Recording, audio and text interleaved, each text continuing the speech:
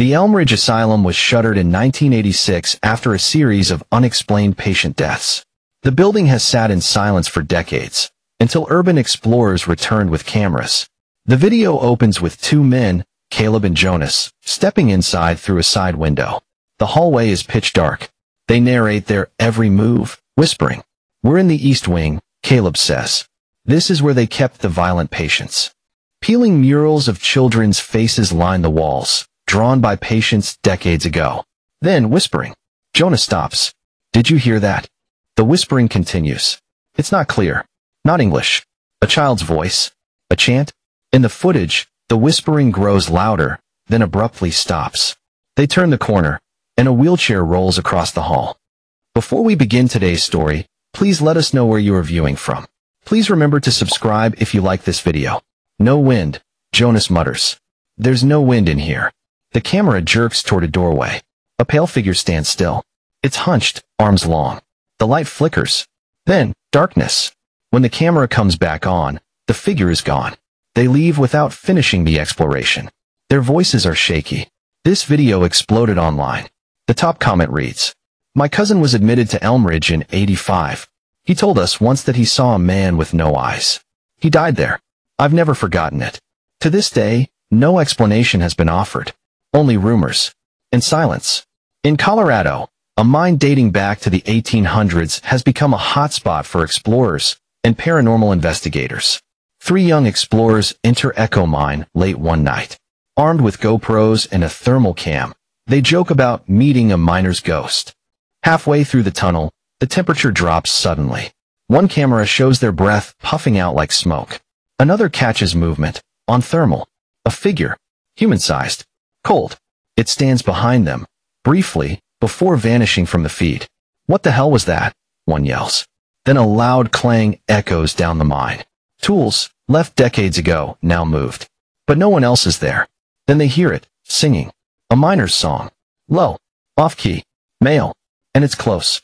They run, camera bouncing wildly. At the tunnel entrance, they stop to catch their breath. The audio crackles, and the singing returns. Only this time, it's behind them. The Fairbrook Motel closed after a murder-suicide in 1993.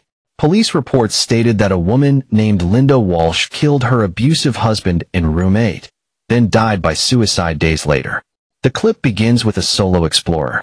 He walks past the moss-covered sign. The rooms are filled with decay, but room 8 is intact. Impossibly so. A working lamp. A freshly made bed. A mirror without dust. The man begins asking questions, hoping to provoke paranormal activity. Then the screaming begins. A woman's voice, pleading. The explorer drops his flashlight. It lands pointed at the mirror. In the reflection, she stands there. Hair dripping. Mouth open. Screaming. He runs. No outro. No monologue. Just silence. As we journey deeper into the shadows of these forsaken places, we begin to uncover not just crumbling architecture or forgotten relics, but secrets buried beneath the surface. Hidden stories that refuse to stay silent. These aren't just empty buildings. They are vessels of memory, emotion, and sometimes things far more disturbing. The mental hospital with no records. Our next clip takes us into the heart of rural Pennsylvania, to the remains of an abandoned psychiatric hospital known by locals as the Hollow Glen Asylum. It's not on most maps, and curiously, there are no public records of it ever being in operation. No newspaper clippings, no registry in state health department archives, nothing. And yet, the crumbling walls and rusted gurneys left behind suggest that hundreds may have once called this place home or prison. The footage begins with two urban explorers stepping past a rusted iron gate. The air is thick with humidity, and moss covers much of the interior walls. They joke nervously, panning the camera across the empty corridors, graffiti, and long-abandoned wheelchairs. But about 20 minutes into the exploration, something changes. The temperature drops noticeably. Their breath becomes visible, despite it being a warm evening. Then, the audio picks up what sounds like faint sobbing. The explorers pause, whispering to each other. "Did you hear that?" The camera pans quickly, and just for a split second, a figure in white darts across the hall. They freeze. Rewind the footage. Frame by frame, the figure is visible, hair over its face, barefoot, appearing to float rather than walk. Terrified, they retreat, never returning. To this day, no one has identified who or what they saw. And if no records of the hospital exist, who was that figure? In rural Georgia, another clip went viral for all the wrong reasons.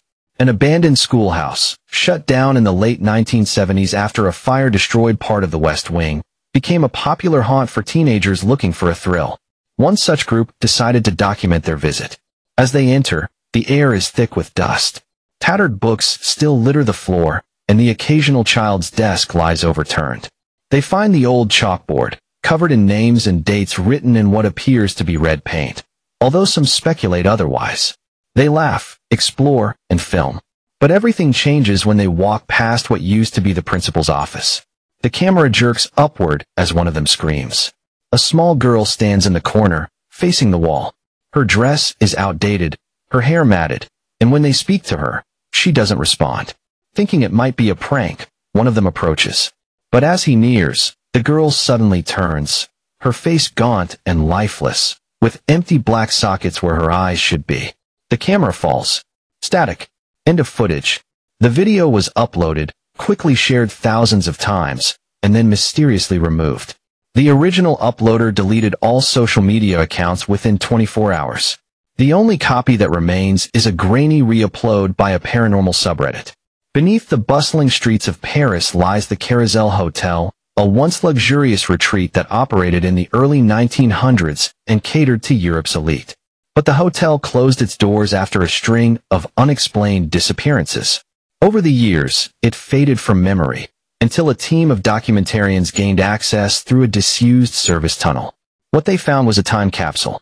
Dust-covered chandeliers, velvet armchairs, and a grand ballroom frozen in time. But it was the lower levels that held the most disturbing surprises. The team's footage shows rooms that don't appear on any blueprint. Rooms with walls lined in lead.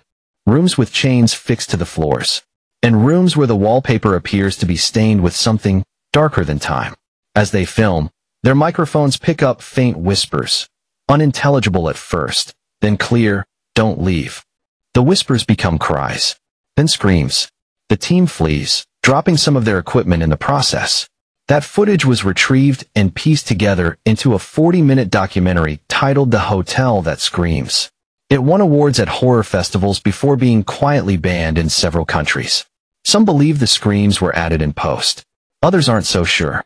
In the heart of Detroit, buried behind barbed wire and bramble, lies the remnants of a once thriving commercial hub, Midnight Mall. Closed in the early 1990s due to a combination of gang activity and economic collapse, the place has remained untouched, a silent memorial to a time when families bustled through its neon-lit corridors. But beneath the surface-level decay lies something far more sinister. A video posted by an urban explorer named Theo gained traction a few years ago. Titled, "Something Followed Us in Midnight Mall." It begins like most. An enthusiastic voiceover, slow pans of graffiti-covered walls, shattered skylights, and forgotten kiosks. But things quickly unravel. In the children's play area, a carousel inexplicably begins to rotate. There is no wind, no working power in the building. The audio captures a music box lullaby, faint but unmistakable. Theo's voice changes from amusement to unease. At one point, they find what appears to be a child's drawing. Fresh, not faded, pinned to a wall. It shows 3 stick figures and a looming shadow behind them. Beneath it is scribbled, "He watches us now." Moments later, they hear footsteps. Not echoes, the deliberate sound of movement approaching. But when they turn, nothing is there. The clip ends with Theo's breath ragged as he runs toward the exit, camera shaking wildly. A final, blurry frame shows what appears to be a human-like figure crouched atop the old food court signage, watching silently. Theo never posted another exploration video again. Just outside a ghost town in Mississippi stands the St. Elora Chapel, a Gothic-style church long abandoned after a scandal involving a missing congregation in the 1950s. Though no bodies were ever found, blood was discovered beneath the altar, and every pew was scorched, despite no signs of fire elsewhere in the building. Paranormal investigator Amelia Hurst visited the site with 2 cameramen. Her footage, known as the Elora Sermon, has since become legend in haunted video circles. The group enters the chapel at dusk. The wooden doors creak on rusted hinges, and cobwebs blanket the aisles. The organ, untouched for decades, still stands against the far wall. Amelia reads aloud a passage from an old hymnal left behind. Suddenly, the organ plays 3 notes, deep, slow, deliberate. No one is near it. Her team panics. One cameraman bolts, footage trailing wildly before it cuts out. Amelia, still recording, turns back toward the altar, only to see rows of figures now seated silently in the pews. No faces, no movement, just silhouettes in rotted, ceremonial robes. The final moments show Amelia walking backward out of the church, whispering, "They were never gone." She never returned to paranormal work. Some locations are terrifying not because of spirits or legends, but because they remind us how thin the line is between civilization and madness. In an old meatpacking plant in Ohio, abandoned since the early 1980s, a team of YouTubers seeking cheap thrills broke in with flashlights and GoPros. They explore vats, butcher rooms, old conveyor systems, relics of a grislier time. Then, in the basement, they find the walk-in freezer. One dares the others to step inside. The footage shows the heavy door creaking open. Inside, everything is layered in thick frost, unnaturally thick, almost as though the place had never warmed up in decades. One member enters, laughing nervously. Seconds later, the door slams shut. From inside, the footage captures panic. He beats on the door.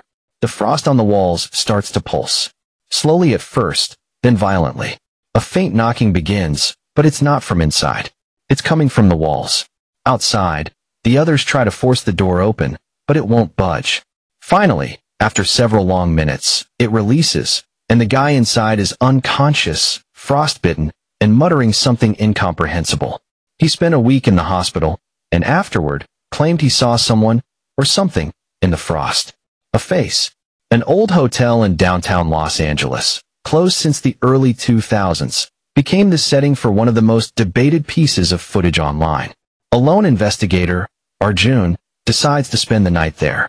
The hotel is 10 stories tall. Graffiti covers the lobby, and every floor is littered with broken mirrors, torn furniture, and the remnants of forgotten guests. Around 3 a.m., Arjun sets up his camera in the hallway outside the elevator shaft. He reports hearing the elevator moving despite no power in the building. Suddenly, with a deep rumble, the elevator doors creak open. Nobody's inside. Then the camera glitches. A figure, barely visible, appears inside the elevator, facing the back. Arjun gasps. The figure does not move. No feet are visible, just a tattered outline. He steps forward slowly, and as he approaches, the doors slam shut violently, nearly severing his hand. The footage loops back and shows a brief moment where the camera accidentally captured his reflection, but it wasn't his face in the mirror. To this day, no explanation has been found. In Michigan, an old farmhouse sits rotting among overgrown fields. Passed down through several families, each reporting disturbing dreams and noises, it was finally abandoned in 2004. A documentary team researching generational hauntings visited the site. While filming in the kitchen, they noticed the floorboards sound hollow. Pulling back a rug reveals a trapdoor. Oddly, no hinges or handle are visible. It's nailed shut. After some struggle, they pry it open and descend into darkness. Below, they find a narrow corridor made of stone, completely unlike the structure of the farmhouse. At the end is a single wooden door, heavily reinforced. They knock. Something knocks back. The camera operator panics and runs. As they flee, the camera captures, briefly, a figure standing at the top of the stairs, watching from the farmhouse, despite no one else being present. That documentary was never released. When Maya finally got reception in a rare spot behind the house, she called Alex. His voice was breathless. He'd just uncovered a set of architectural blueprints hidden inside the library wall. They were old, possibly from the 1800s, and they showed a basement, or sublevel, that wasn't marked on any modern documents. The sublevel was hidden behind the stone hearth in the main parlor, a sealed passage that had long been forgotten. According to the diagrams, this area had been labeled patient holding and experimental quarters. This wasn't a home. At some point in its history, the Blackwood house had become something much darker, possibly an unlicensed mental institution or experimental clinic. Maya's stomach churned. The rumors about screams and missing townspeople suddenly didn't seem like rumors anymore. Together, they found the stone hearth and examined it. At first, it was just a fireplace, cracked and soot-stained. But behind one of the loose bricks was a lever disguised as a support beam. When Alex pulled it, the hearth groaned, and a panel in the stonework shifted slightly. Behind it, stairs. They descended cautiously, the beam of their flashlights trembling against the walls. The air was dense, metallic, thicker than it had any right to be. Every breath down there felt like swallowing nails. The stairs ended in a corridor lined with rusted metal doors. Each had a small, round porthole. Some were shattered, others fogged over with age and grime. On the walls, faded labels marked things like Subject 2A and Observation Room. There were restraints bolted into the walls. Scratch marks on the floor. Symbols scorched into the ceiling beams.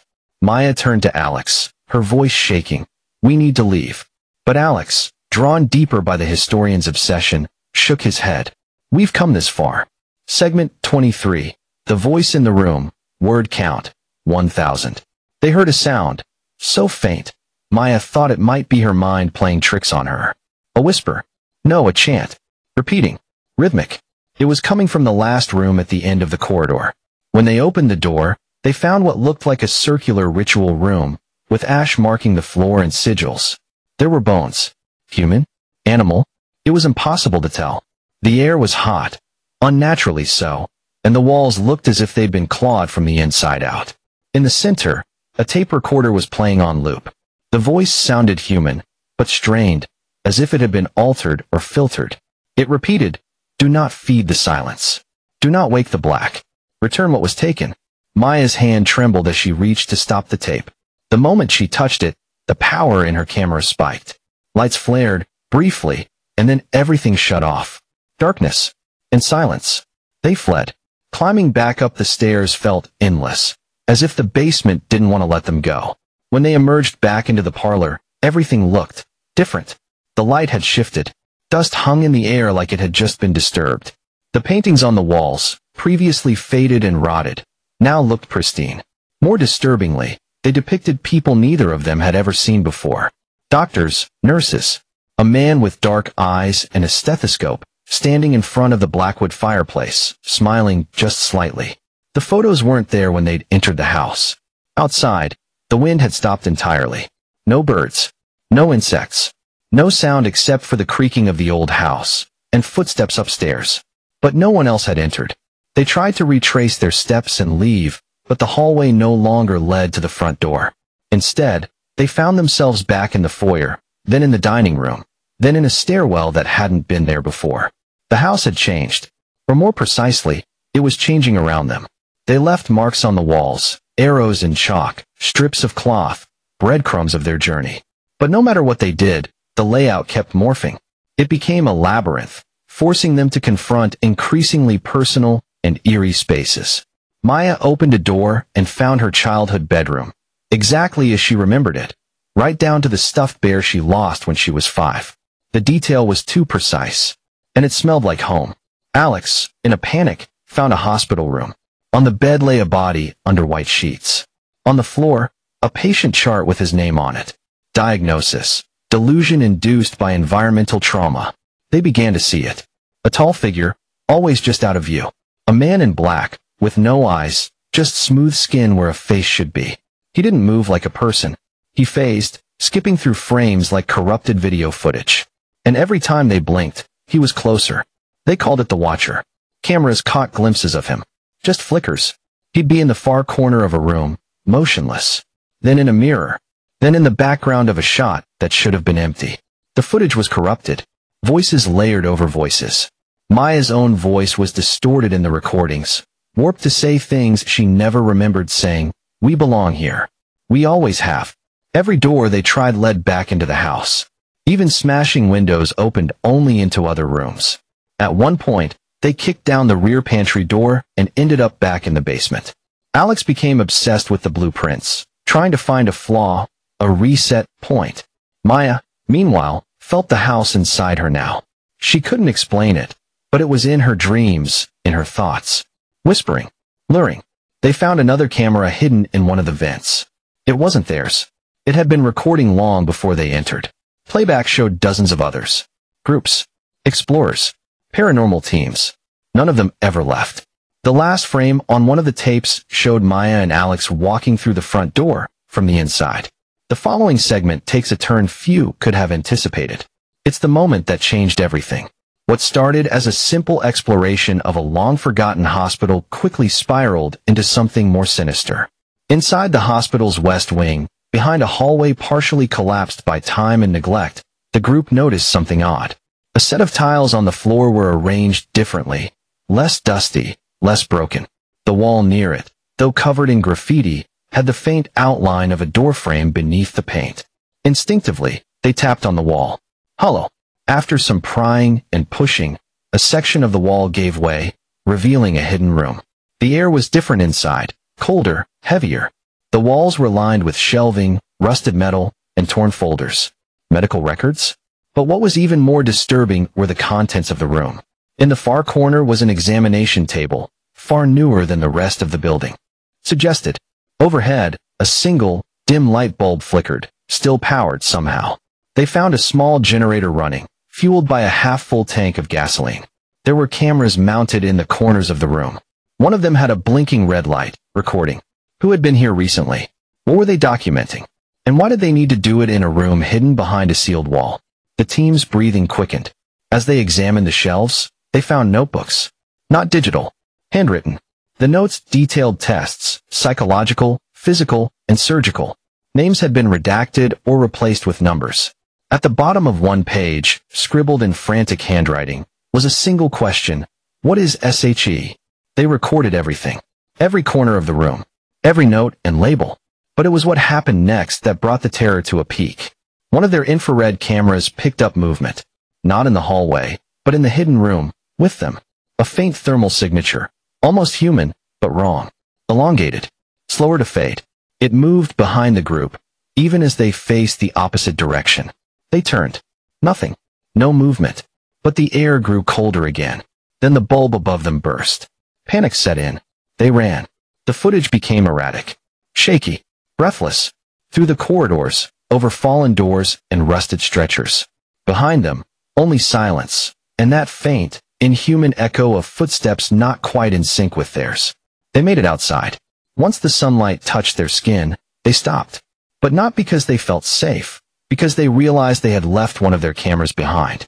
That night, the footage from the thermal cam was reviewed.